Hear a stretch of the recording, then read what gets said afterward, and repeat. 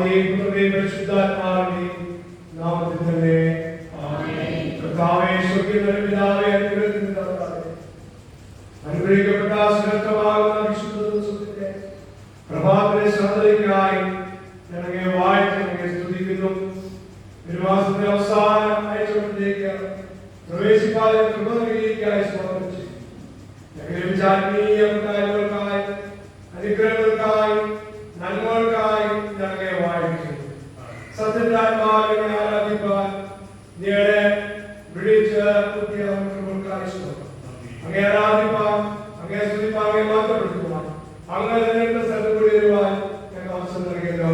അതേ കർത്താവേ, ഈ ദിവസക്കാലം ജനവാഹാദേശനോ അഭിനന്ദനീയമായ ശുശ്രൂഷയിൽ എല്ലാം ക്രിസ്തീയ പല ഭാഷയിൽ പല രീതിയിൽ ഇതിനെ ആരാധിക്കുന്ന ലക്ഷോപലക്ഷ ജനങ്ങളോടൊപ്പം അങ്ങയെ വാഴ്ത്തപ്പെടുവാൻ ഏഴാം നിലയിൽ അവസരം നൽകിയതിനായി അങ്ങയെ വായിച്ചു. ആരാധനാദികൾ അവസാനം വരെ അങ്ങനെ കൃപയാലികളെ ബന്ധപ്പെട്ടവരെ കണ്ണുനീരിനെ അനുഗ്രഹിക്കണം, കണ്ണുനീരാൻ ആഗ്രഹിക്കുന്നവരെ കൂട്ടിയെടുക്കണം. അങ്ങനെ സന്ധ്യാദി ശബ്ദത്താൽ അനുഗ്രഹിക്കണം, മാനവമാത്രം കർത്താവ് യേശുവിനെ അപേക്ഷിക്കുന്നത് കൃപയുടെ കേൾക്കുവാനാകണമേ. ആമേൻ. കർത്താവ് സ്തുതിക്കും മഹത്വത്തിനുമായി ധ്യാനകേന്ദ്രങ്ങളിൽ 31 പാട്ടുപാടി ദൈവത്തെ ആരാധിക്കാം. കീർത്തനം 30.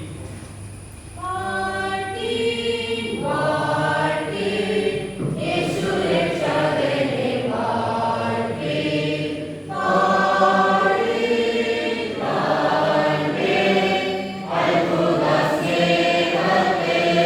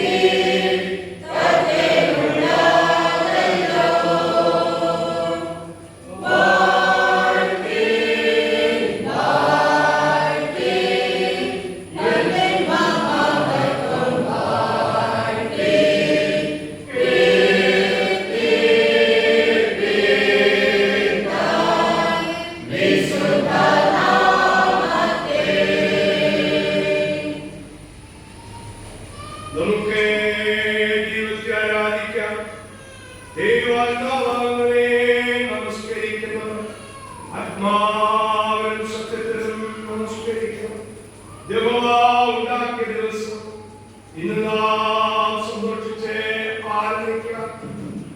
നമുക്ക് പ്രാർത്ഥിക്കാം. സർവശക്തനായ ദൈവമേ, അങ്ങേക്ക് സർവ്വങ്ങളും തുറന്നിരിക്കുന്നത്